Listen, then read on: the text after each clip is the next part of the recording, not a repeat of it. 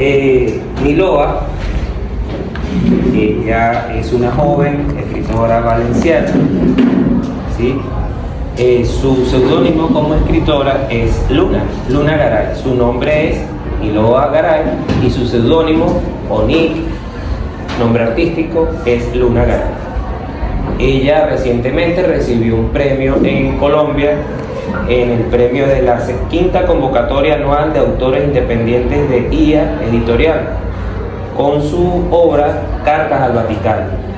Esta obra contempla aproximadamente unas 300 páginas, ¿sí? Más o menos 350, 340 por allí, 50 capítulos. Una obra bastante voluminosa. Me estaba comentando Niloa que fue producto de 5 o 6 meses, un proceso de escritura bastante arduo, con mucha disciplina, y que bueno, no es algo tampoco tan espontáneo, porque ella tiene tiempo, años. Ella actualmente tiene 21 años, ¿no? 21 años, tiene más de 10 años escribiendo de manera reservada, inédito, y en este momento ya tuvo esa gran oportunidad de participar en este premio y resultar ganador. Cartas al Vaticano es una historia que sigue la vida de Agustina Monnier, una joven nacida en Versalles, Francia, en 1950. Proveniente de una familia importante de la región, su vida da un giro inesperado cuando conoce a un chico italiano. De esta relación y las consecuencias de la misma da origen a aproximadamente 20.000 cartas al Vaticano para hallar posibles respuestas. Cada carta que Agustina envía al Vaticano es un reflejo de la desesperación y su búsqueda de respuesta. A través de sus escritos se expresa el amor, el dolor y los obstáculos que enfrenta Agustina.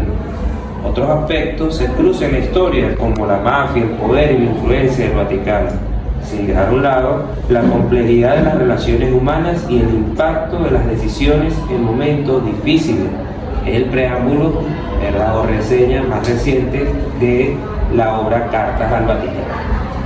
Fíjense que esto que Niloa nos presenta tiene algo en particular, que es una obra que nace como una comunicación, ¿no?, de amigos en redes, Wattpad se llama, Wattpad.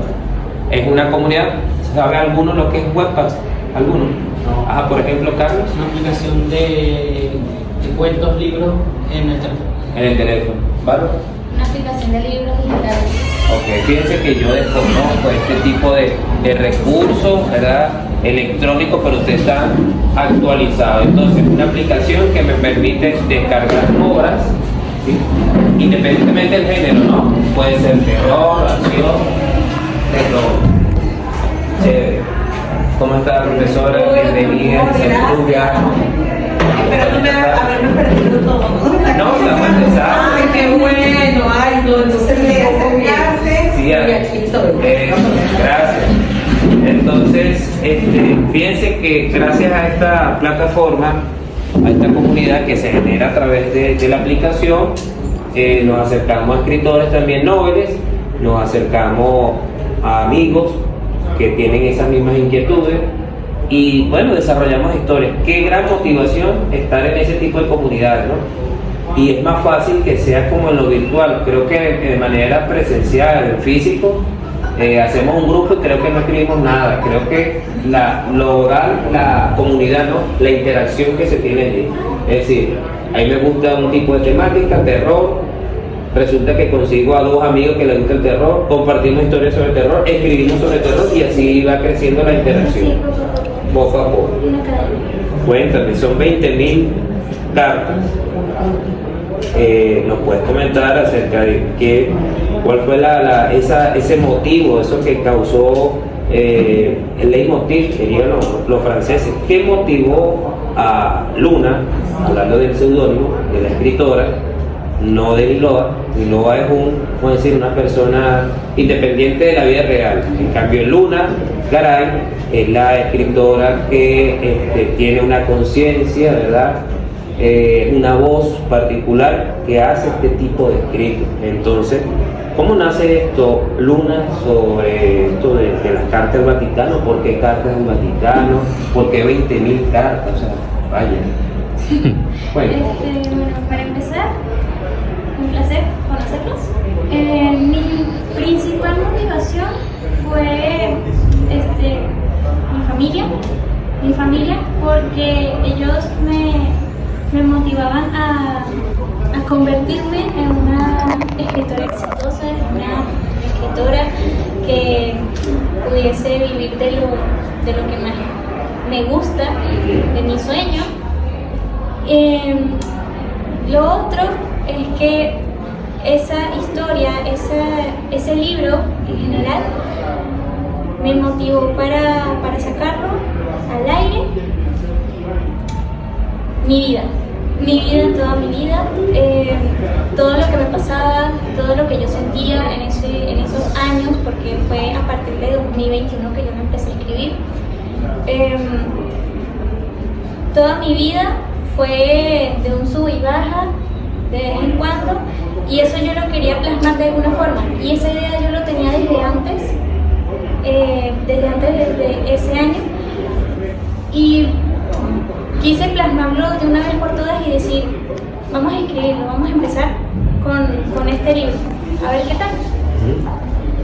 Y después ya la estructura, el resto de la estructura del libro fue como que ya espontáneo, fue ya sobre la marcha, fue como que vamos a poner esto aquí, vamos a hacer que este personaje haga esto. El desarrollo del personaje de Agustina, en este caso, es como un reflejo de lo que yo sentía en aquellos años, de todos mis pensamientos y gran parte de lo que yo sentí durante mi desarrollo de persona, o sea, como persona. Todo está plasmado ahí, todo en ella, todo está plasmado ahí. Yo quise negarlo en algún momento, pero ya lo acepto porque sí fue así, realmente. sí.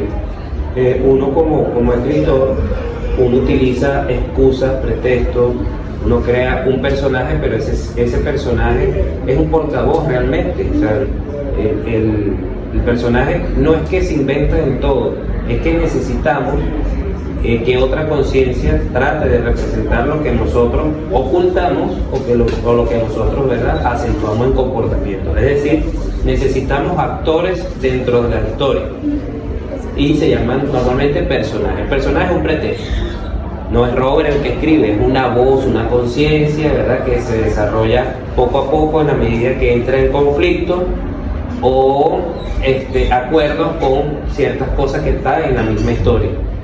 Me llama la atención que sea en 1950, después de la Segunda Guerra Mundial, y aparece Francia. Francia es uno de los países que formó parte de la coalición, Italia no tanto en la coalición, de hecho se estaba confrontando con el bloque occidental. Pero ¿por qué? ¿Qué tiene que ver? Agustina se enamora, es como decir que un estadounidense se enamore de una china, ¿no? Y viceversa. O sea, son dos bloques, ¿sí?, hablando de bloque económico, bloque político, entre gran distancia entre Italia y Francia. Considerable, sabiendo que había un tipo de gobierno en Italia y un tipo de gobierno en Francia en ese entonces. Entonces, ¿qué pasa? En 1950 es un amor que es difícil, prohibido. ¿Qué es lo que sucede? Porque es un amor por cartas, ¿no? ahorita el equivalente sería WhatsApp, ¿no? Amor por WhatsApp. Sería realmente un amor en línea. Sí, un amor en línea. Ese es el equivalente, ¿no? Una red social donde yo me enamoro de otra persona y nos escribimos todas las noches, nos pasamos audio, video, etcétera, etcétera. En este caso, es una correspondencia, ¿no? En esa época era pura correspondencia. Pura correspondencia, puras cartas. ¿Quién comienza ese tipo de relación? Si es el muchacho de Italia o Agustina, ¿cómo se topa? ¿Cómo se cruza esa relación? ¿Cómo nace? O sea, es difícil. De un país a otro, un terminal, el tren, ¿qué pasa ahí? En el inicio de la historia, es Agustina quien tiene la tendencia a escribir cartas para sí misma. Ella misma las escribe porque no sabe a quién enviárselas y no tiene ningún destinatario como tal. Después aparece Pietro, que es el antagonista de la historia y es el interés amoroso en el principio. Es el chico italiano.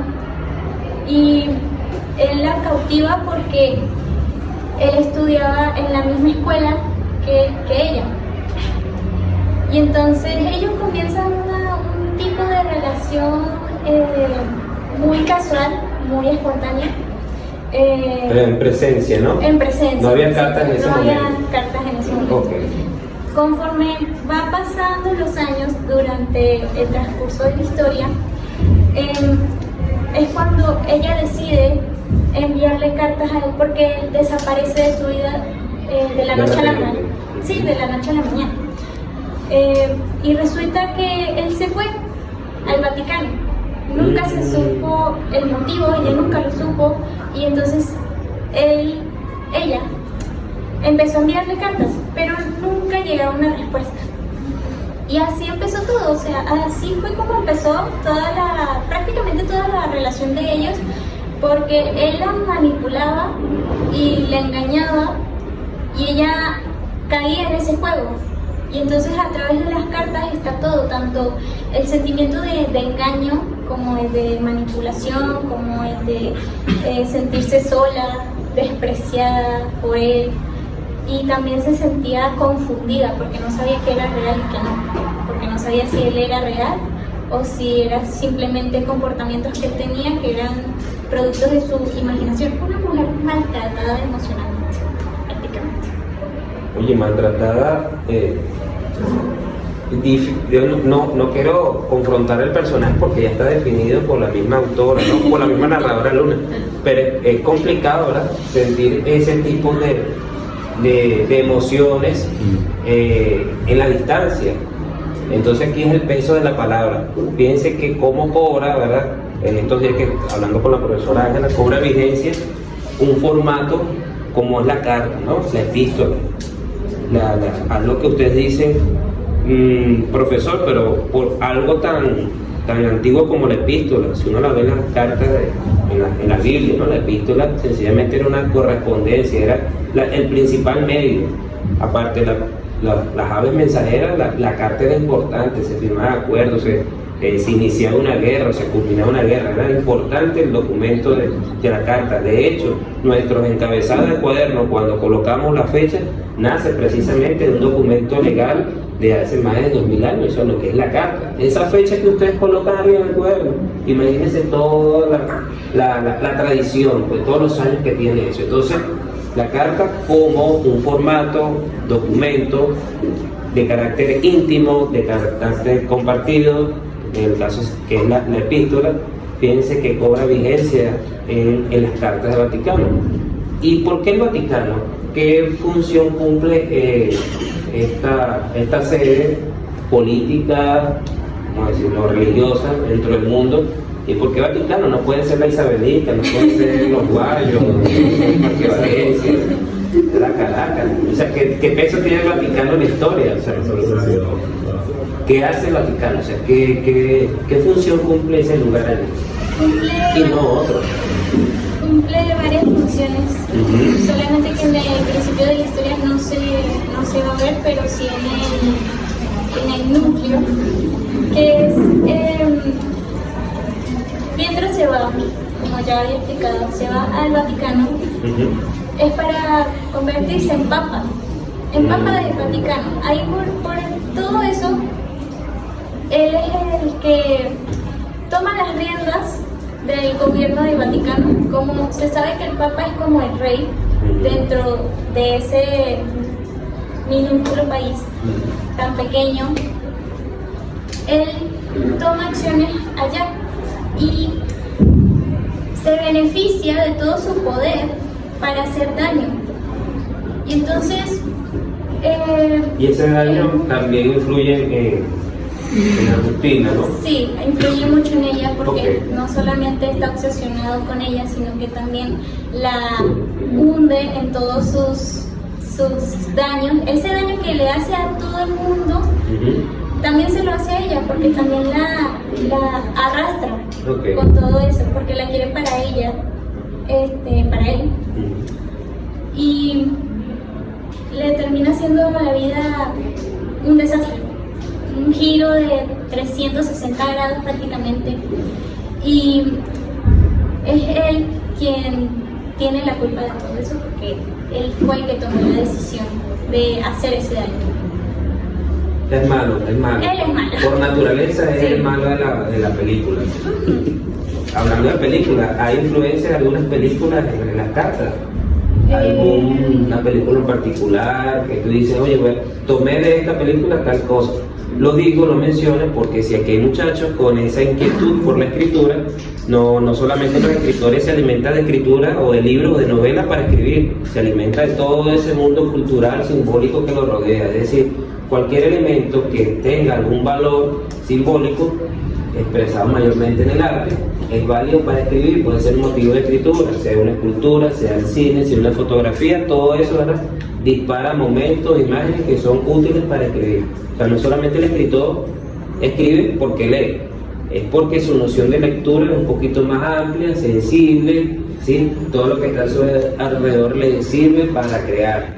Entonces yo sé que ustedes, algunos, ¿verdad?, de los muchachos de aquí tienen esa necesidad de escribir, están empezando haciendo sus cuentos, sus cosas.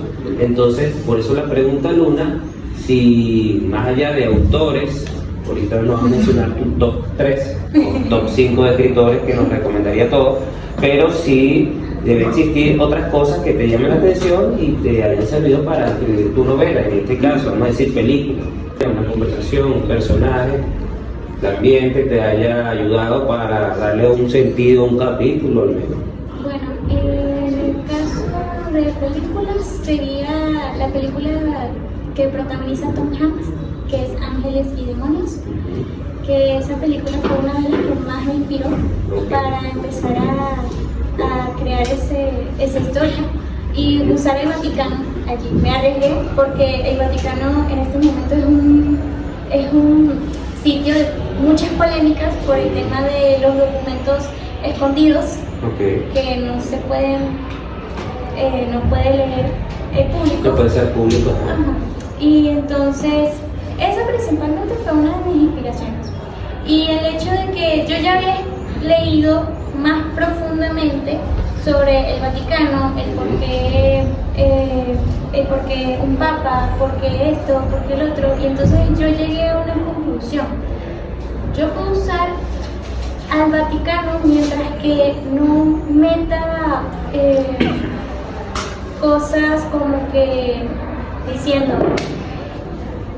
usando personajes reales, no usar personajes reales para no arriesgarme tanto. Ajá, cuando llamas personajes reales, ¿a qué te refieres? Me refiero a personas públicas reales de la vida real que son parte del Vaticano como tal, como el Papa Francisco, ese tipo de cosas. No, colocar los nombres más que todo, porque eso de la realidad siempre queda entredicho también la literatura. La realidad, acuérdense que la literatura, el lenguaje que se emplea para desarrollar la ficción, a pesar de que es común, es alterado. ¿Okay?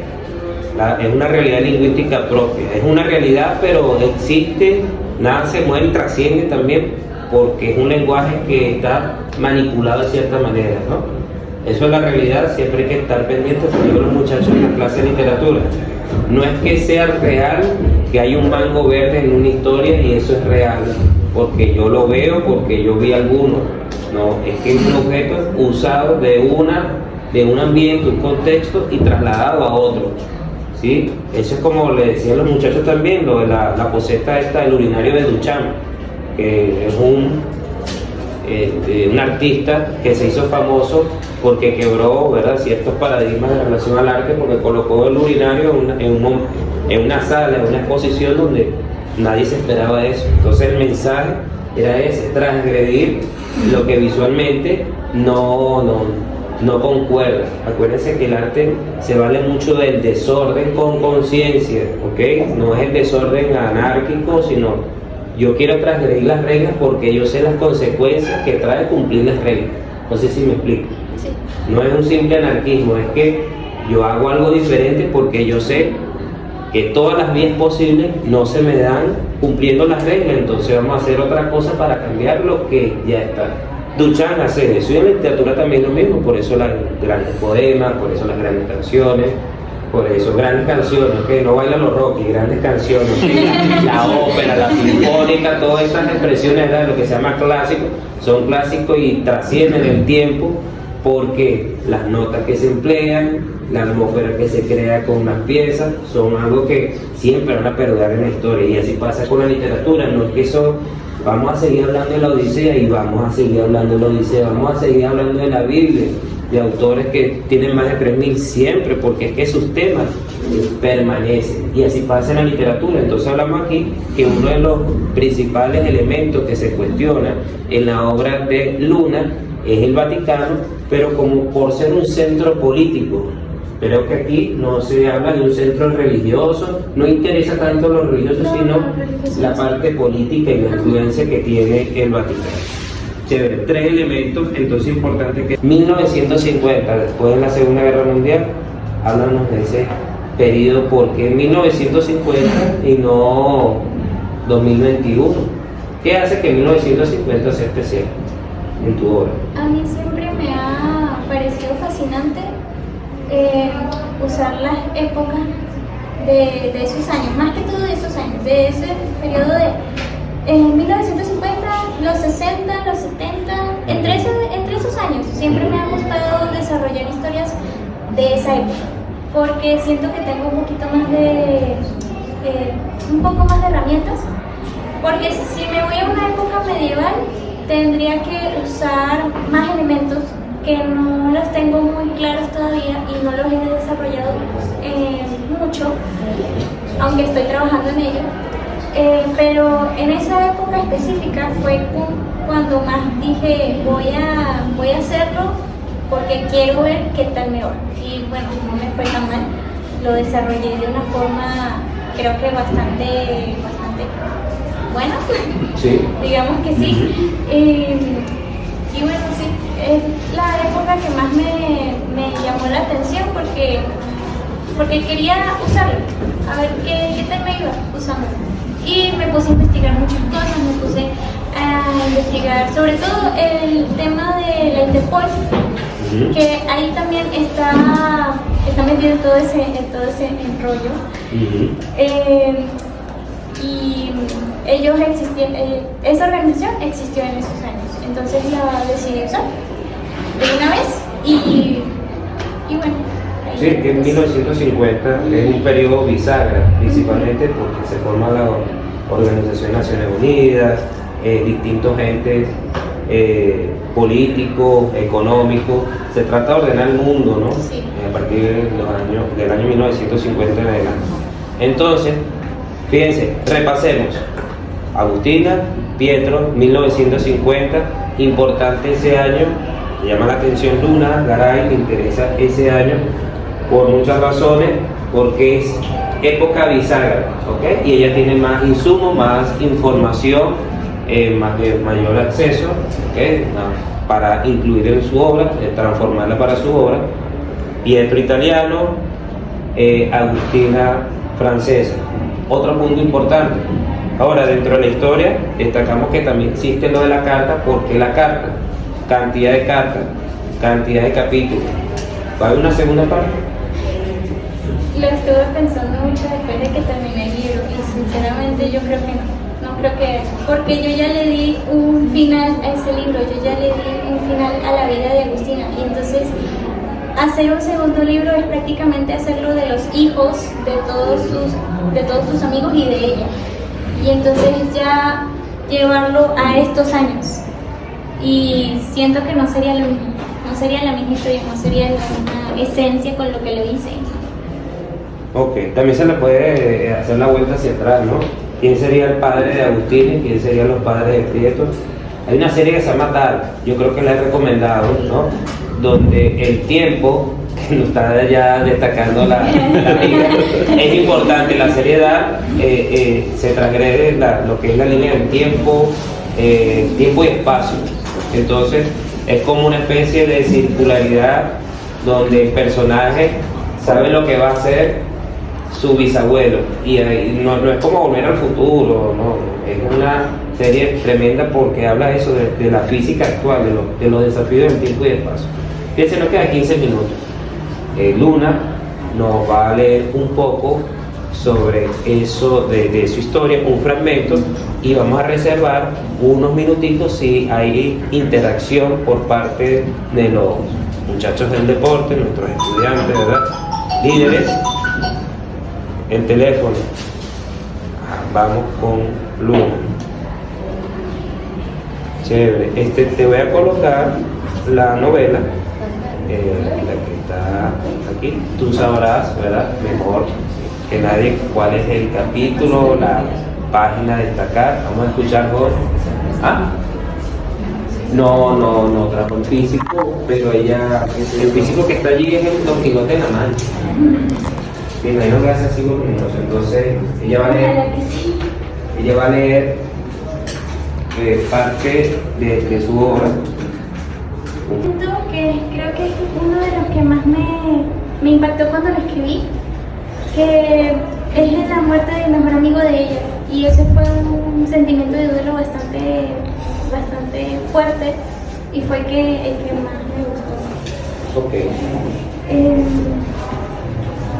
Ella aquí le escribió una carta a la madre de su mejor amigo, explicándole la situación y todo eso.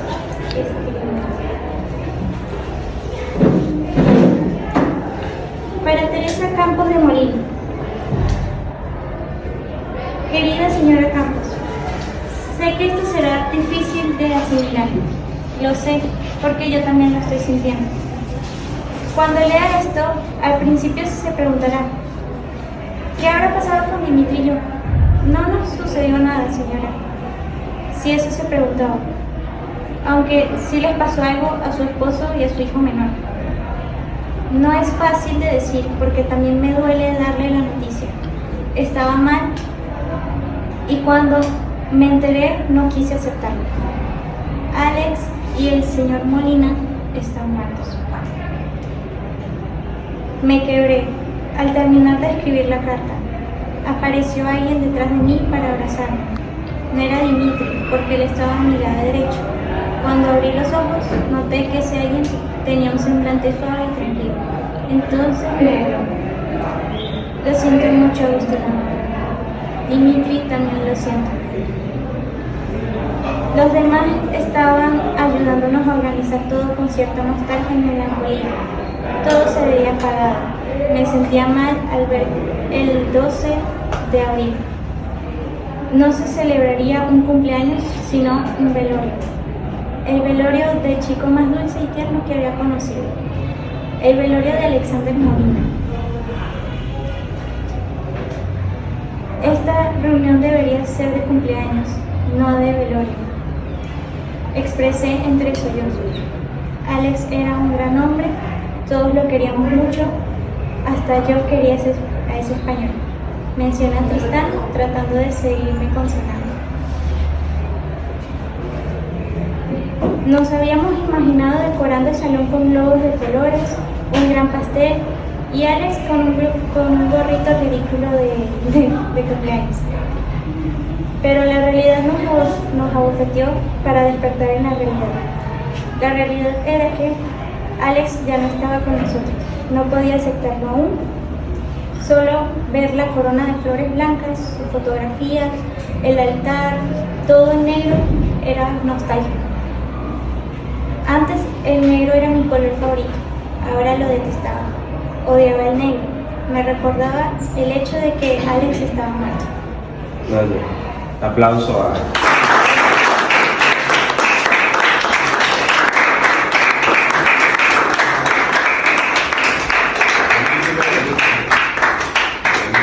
Gracias, Luna. Este espacio, ¿verdad?, que tenemos, ¿verdad?, tiempo, pueden ustedes, como público, fíjense que un encuentro, no conmigo, con todos ustedes.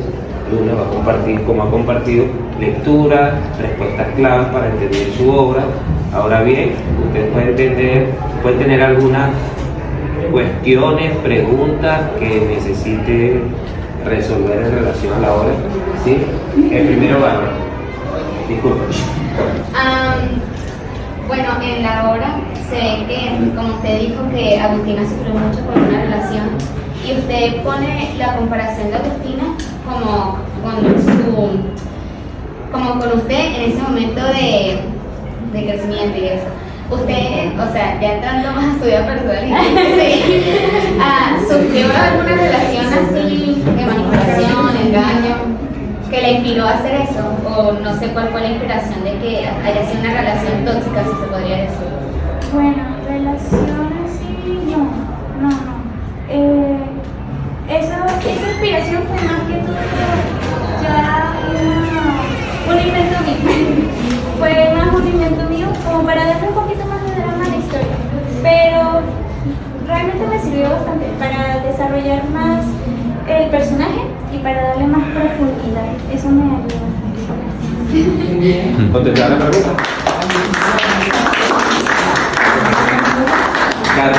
Carlos Rojas. Tengo una que en la historia se mencionan 3 personajes de distintos países. Bueno, lo que nos presentó hoy, que uno es Alexander, que es español, Agustina, que es francesa, y el muchacho Prieto, que es italiano. Hay más personajes de otros países en la historia. Bueno, O sea, se basa como en algo, son amigos, pero... bueno, la mayoría de los amigos de Agustina todos son de Francia, pero algunos son inmigrantes. En el caso de ella, para hablar más que todo de ella, hay un dato interesante. Ella tiene raíces latinas, ella es argentina también. Eso viene por parte de la familia de su papá.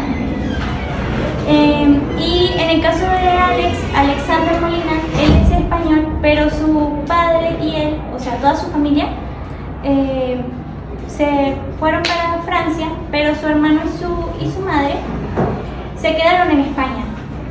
Entonces, porque ellos están divorciados, en pocas palabras. Entonces uno se queda y el otro se va. Piña. ¿Cuál fue la razón de Prieto, el chico italiano, en irse al Vaticano? Una razón muy buena, y es que él es líder de la mafia italiana. Por eso. Porque quería aprender más sobre la mafia internándose en el Vaticano. Ese fue uno de sus planes desde el principio. Deben leerlo. Ah, no quiso ser sacerdote, no quiso la preparación. Él quería ser papa nada más para tener el poder de los papas. Porque el Vaticano es el reino, entonces. Y es italiano. Entonces. Ok, fíjense que la novela tiende más a ser a lo policial, ¿no? Al género que estamos también conversando en clase. Fíjense, esto era lo que es Edgar Allan Poe, ¿no? Lo que es la novela de misterio, de terror, policial, policíaca, ¿no? Sí. Otro género que se involucra por allí, no tanto lo fantástico. Fíjense que ella trabaja elementos más de suspenso. De suspenso. No es la copia tal cual, pero ella transgrede un poco lo que conocemos sobre la mafia. Yo quiero imaginar que es el gran de demonios y John Wick, ¿no?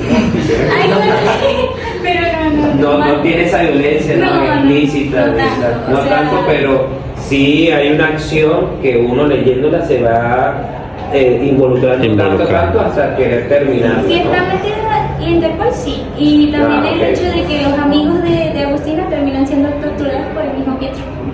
Wow. Bueno, esta novela, ¿verdad? ¿Cuándo la tenemos en Venezuela? ¿Qué editorial crees tú que no sé si la misma editorial colombiana pudiera distribuir aquí alguna o Sí, qué crees tú? ¿Qué noticias te han dicho? De hecho, hoy envié el contrato firmado de la editorial, que es con el que gané el concurso. Y probablemente dentro de unos 6 meses, no sé si este año, probablemente sea este año, en que ya lo tengamos en físico. Aquí en Venezuela. Una cantidad importante, pero ojalá que esté en la librería de Alegría o en nuestra boutique, ¿verdad? Del colegio. Bárbara, sí, una pregunta. Sí. Creo que con esta pregunta y cerramos, ¿ok? Al final, la obra tiene un final, digamos que feliz o satisfactorio. O sea, Bueno, sí es satisfactorio, pero no feliz. Muere Pietro y al final Agustina tiene una revelación de de superación, ella tiene su propia superación personal porque también el trauma la dejan estancada en el mundo. Entonces, después de 50 años, literalmente, es cuando ella entra en un estado de superación y ya se siente más completa, ya se siente mejor, ya puede estar con sus amigos bien y entonces termina muriendo al lado de la persona que más amaba y era Tristán en este caso. Chévere. Creo que hay una pregunta a la profesora. Me están dando mucho spoiler de la película, después no te lo van a leer. Bueno, me encanta ver que jóvenes como tú estén, digamos, siendo reconocidos ante una comunidad como escritora y eso, y fíjate que jóvenes de la misma edad de ti ya te hablan de una manera que de alguna forma nos dice que los escritores infunden respeto, que infunden, digamos, reconocimiento por parte de la comunidad, porque bueno, es un trabajo escribir. Entonces, yo quería hacerte una pregunta en relación con este tema, ¿no? Como a partir de la experiencia en que me decías que tus inicios eran en Wattpad, ¿verdad? Y quería hacer como que el paso de Wattpad a que fuese una novela ya editada, corregida, que digamos saliera o no del formato de Wattpad. ¿Cuál fue esa experiencia como escritora? ¿Salió o no salió del formato? ¿Y cómo fue la experiencia de que estuviera en Wattpad a ya que pueda ser publicada en una editorial? Y la segunda pregunta es que por un poco los comentarios que uno escucha en Wattpad, los usuarios de Wattpad leen el mismo Wattpad, pero leen poco otro tipo de literatura. Entonces quería conocer tu experiencia en cuanto a cuáles eran tus prácticas lectoras y cómo esas prácticas lectoras enriquecieron el oficio de escribir. La primera experiencia fue muy ardua y muy engorrosa también, porque estamos hablando de una plataforma que hoy en día tiene muchas trabas y tiene muchas polémicas en todas las redes sociales. Es un tema estar en esa aplicación, estar en esta plataforma. Por lo menos en el año en el que yo empecé fue menos polémica realmente, o sea, fue más tranquila, más suave. Ahora es mucho más fuerte porque entonces no solamente hay una polémica con la aplicación, con la plataforma, sino que también asumen cosas de ti como escritor que no son. Y eso es algo que yo quise mostrar en mis redes hace poco, que soy un escritor con potencial, y ese es un nuevo movimiento que yo estoy haciendo, un nuevo proyecto que estoy haciendo con varios escritores, que soy un escritor con potencial, que no importa de dónde venga, dónde publique, dónde empiece a escribir, importa lo que yo escribo, lo que vale mi libro, lo que vale lo que yo escribo, lo que vale mis pensamientos y lo que yo plasmo. Y sobre el tema de cómo enriqueció todo esto en mi escritura, es que yo leía libros bastante completos en ese momento y me ayudaron. No leía todo el tiempo en Wattpad, empecé a leer en Wattpad más que todo libros de escritores pequeños que están empezando así como yo y tienen un gran potencial, tienen demasiado talento, y eso fue lo que más me gustó, porque no solamente me estaba enriqueciendo de eso, sino que también los estaba como que apoyando y ayudando a mi manera, y les estaba dando una motivación para que siguieran, porque hay muchos que quieren dejar todo, que quieren dejar la escritura y simplemente porque les hacen críticas demasiado destructivas y no lo ven de una manera más objetiva. Y entonces yo empecé a hacerlo y creo que ya, no es por decir nada, pero ya hay varios escritores que incluso me han enviado mensajes y me han dicho: oye, gracias porque me estás ayudando a seguir, y yo pues estoy más que contenta con eso, y toda su escritura me ha ayudado bastante a que yo también tengo mucho potencial y que tengo mucho más para dar.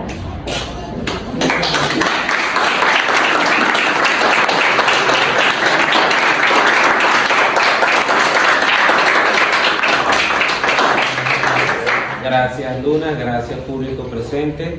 Como bien saben, este espacio, ¿verdad? Pertenece, está enmarcado en el sexto encuentro para leerlo.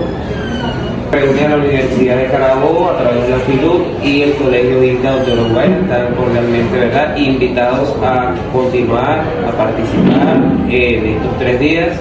¿Sí? Unos minutos, la profesora... Vamos a ver.